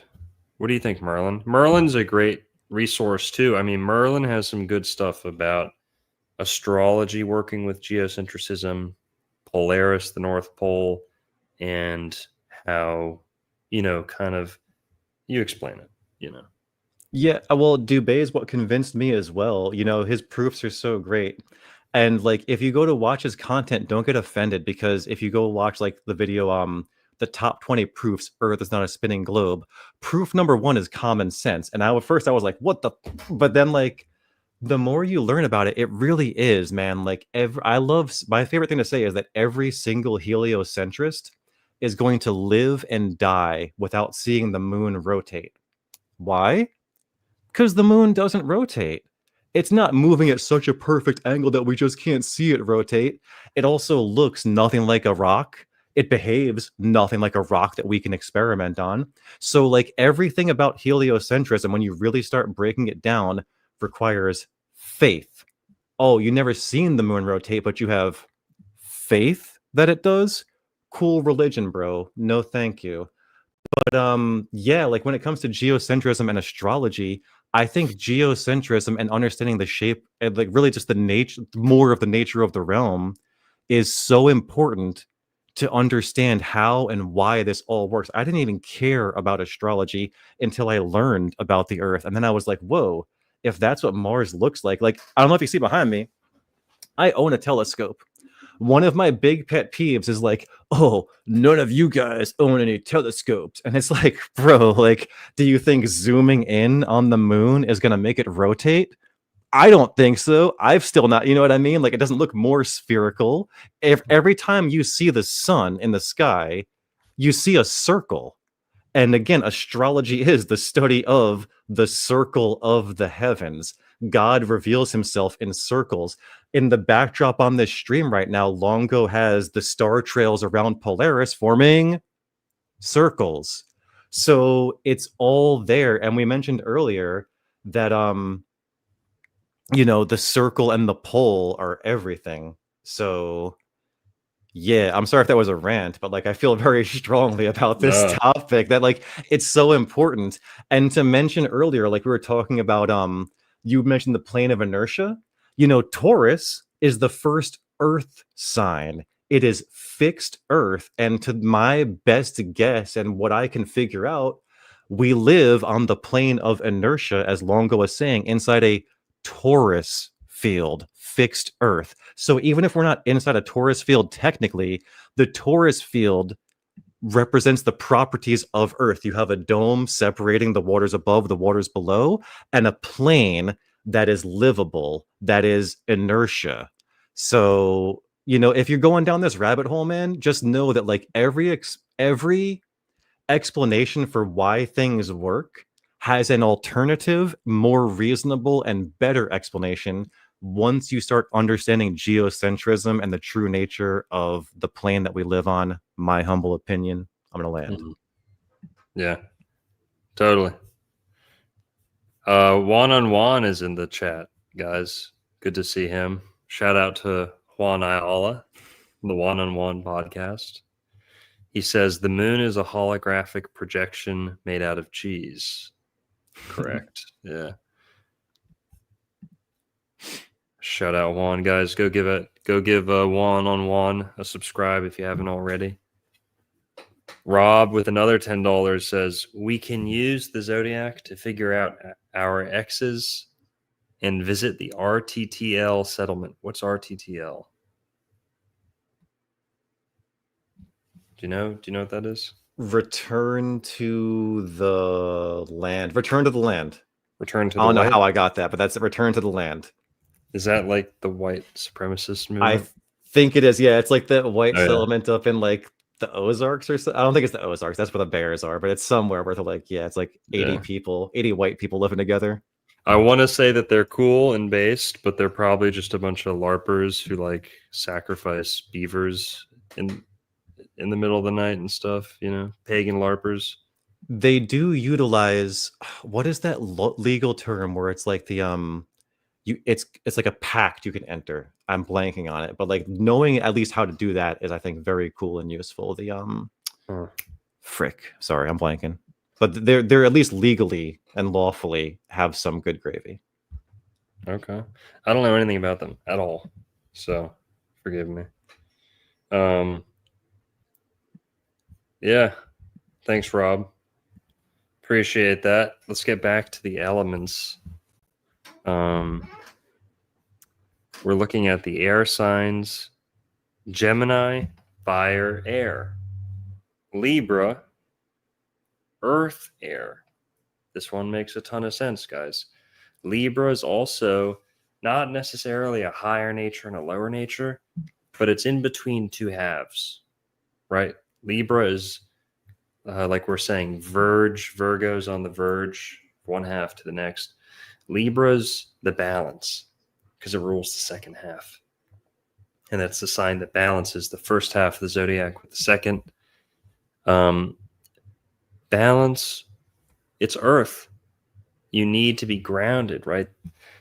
It's weighing things, and the weighing is kind of an air thing, right? Because it's all, you want them to be almost weightless. Things are almost weightless when they're perfectly balancing each other, right? But you need that to be anchored into the earth. Weighing something is a very air and earth activity, right? And so all earth that Libra gets, also being ruled by Venus, right? Saturn exalts in Libra. Those are two very earthy, dense signs. So there's some earth in Libra. Libra is also love. Libra has a lot to do with architecture, design, symmetry. And what are these if not the arrangements of earth, material, right? So there's kind of the planning and the math and so on necessary in the head, the mental, but it also ends up material, right? So you see an air and an earth. Libra is earth, air. Merlin, anything you want to add to that? Yeah, so Libra can be quite destructive.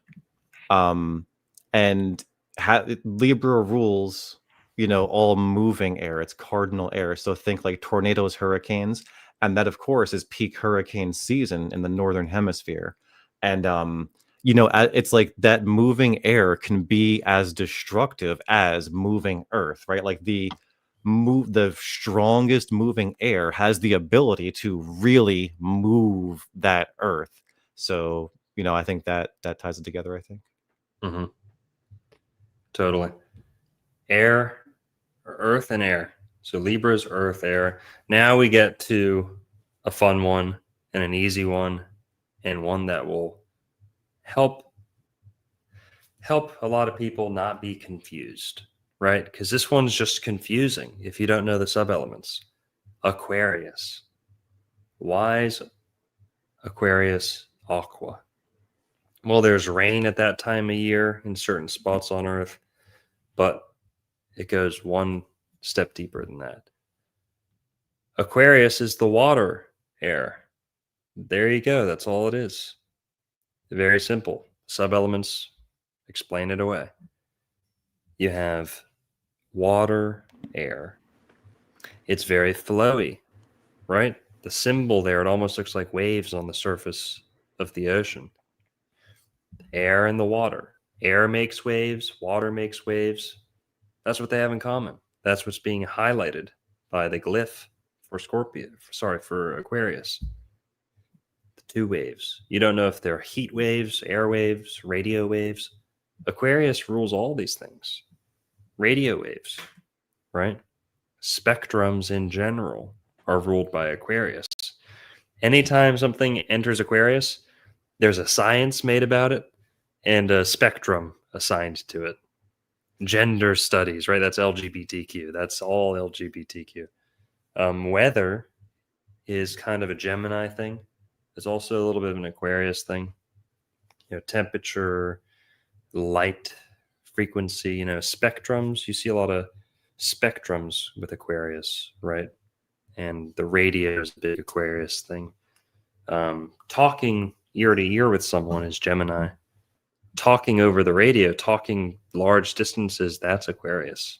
It's like Gemini to the next degree, right? So Aquarius, Aqua. It's air and water, air. Rain is just water falling from the air, right? That's Aquarius rules the rain. And what else, Merlin? Help me out with that. Aquarius is associated with clouds. So, the clouds quite literally bear the water to Earth for us.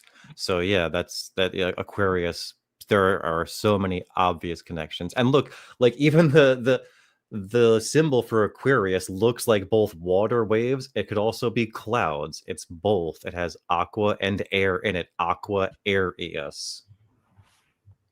Yep. Pisces, or here, let's go to the water. Starting with Cancer. Cancer is earth water.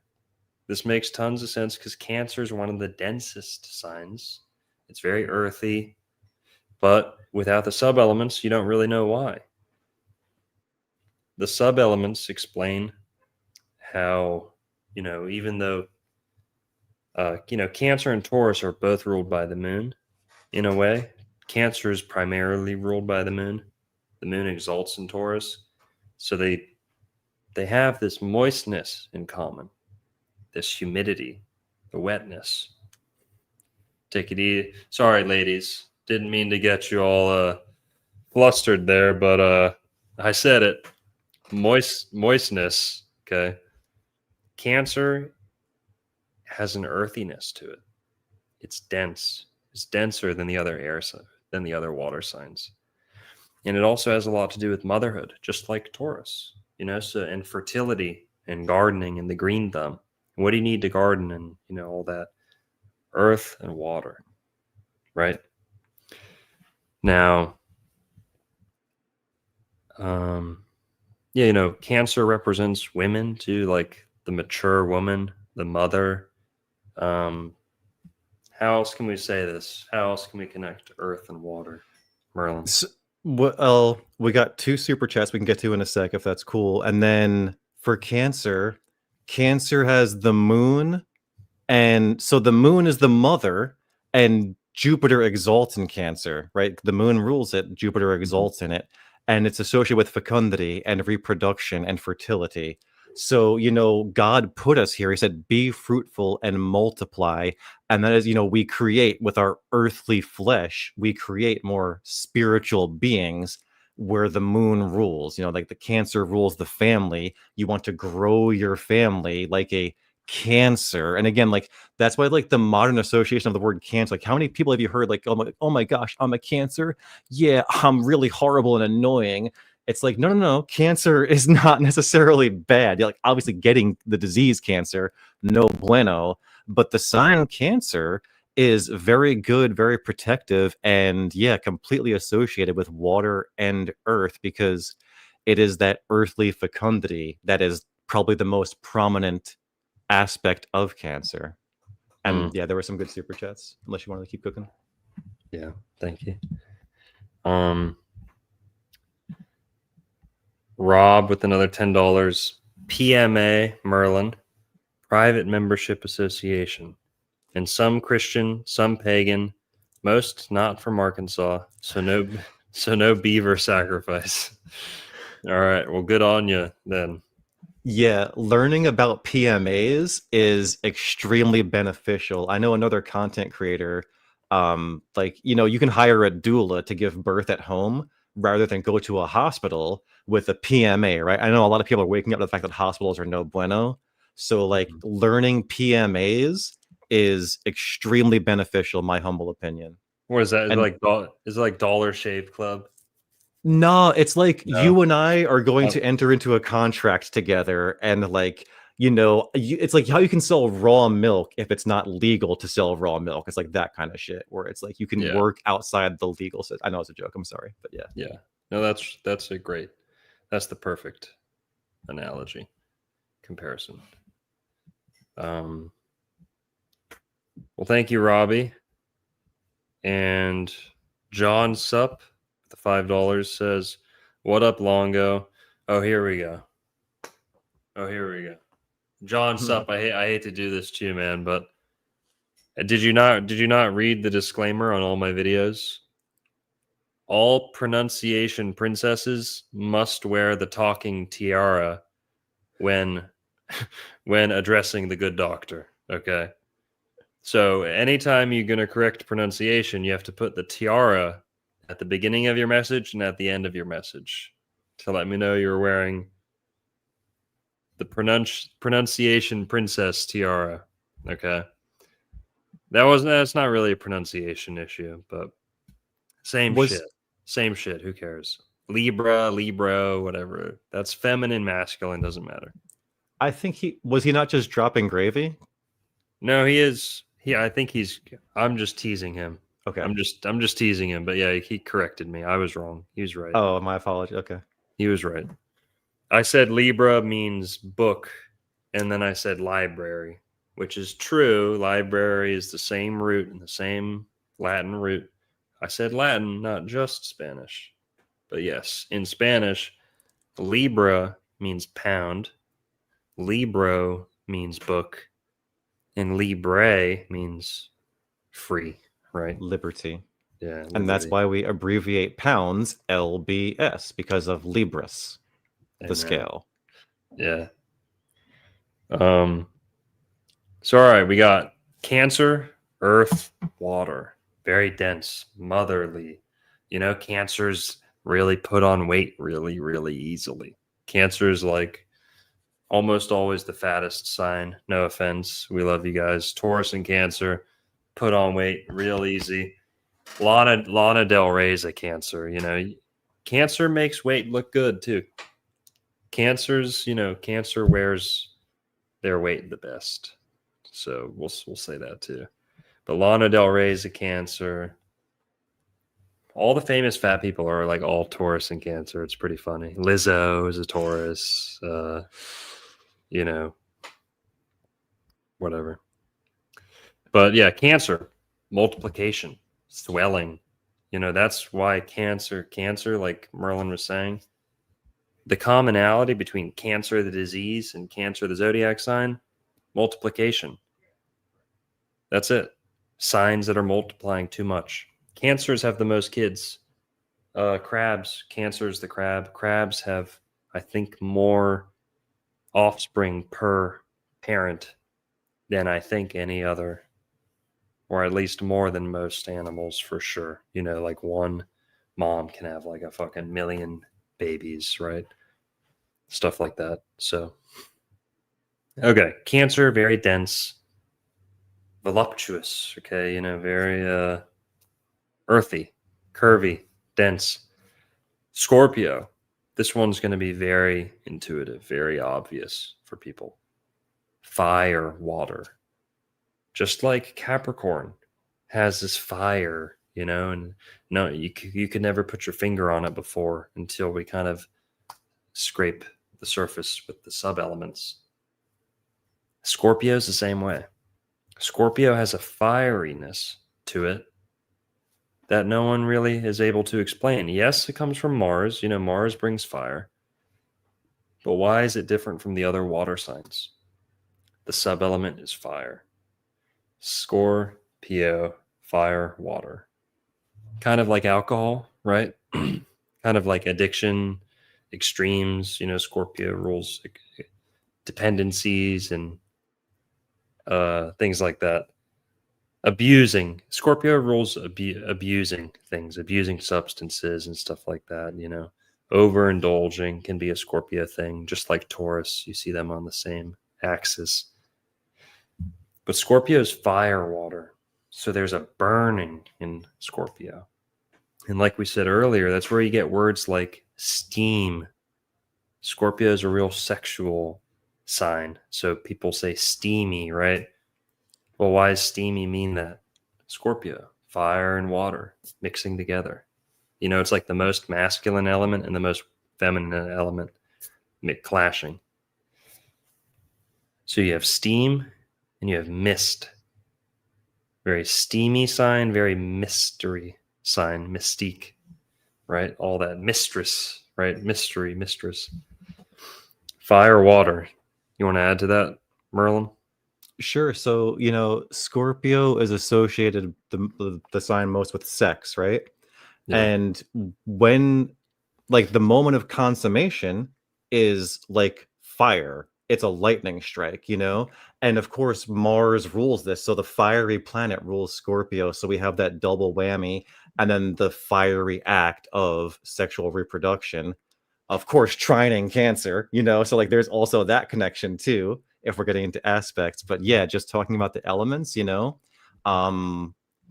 sex is the most fiery, spicy thing that every human wants to do in their own way, so it makes perfect sense. Very steamy. Mm-hmm. Pisces, air, water. Pisces also very intellectual, very dreamy, right? Very bubbly.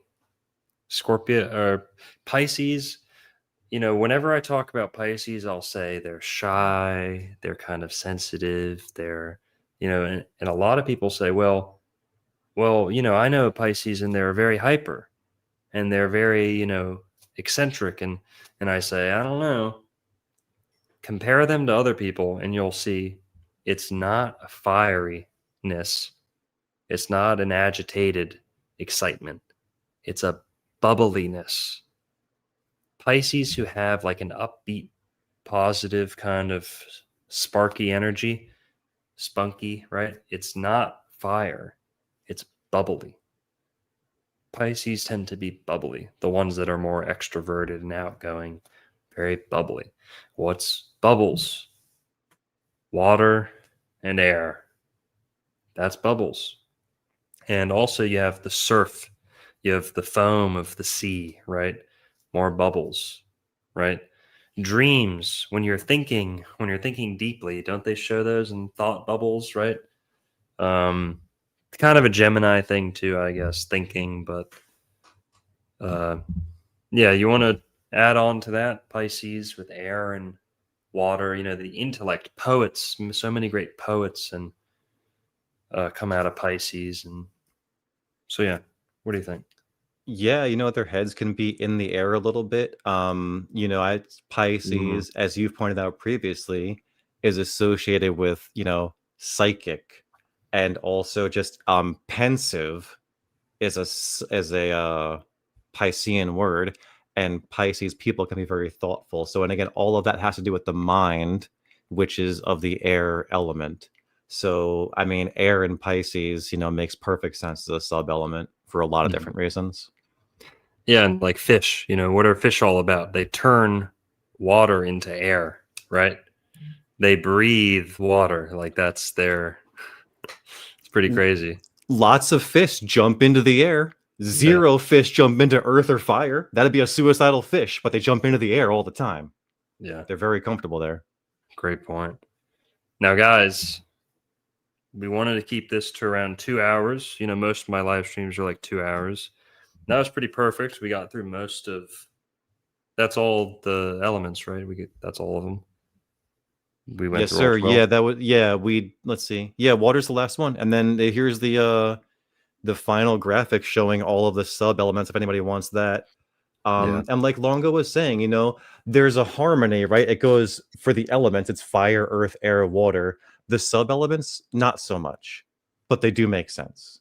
Well, we're gonna make more sense of them. We're only just beginning this study, but guys, I do have to run. I got to rush. Thanks for being here with us. Thanks for showing support for non-Florida content. We're always grateful.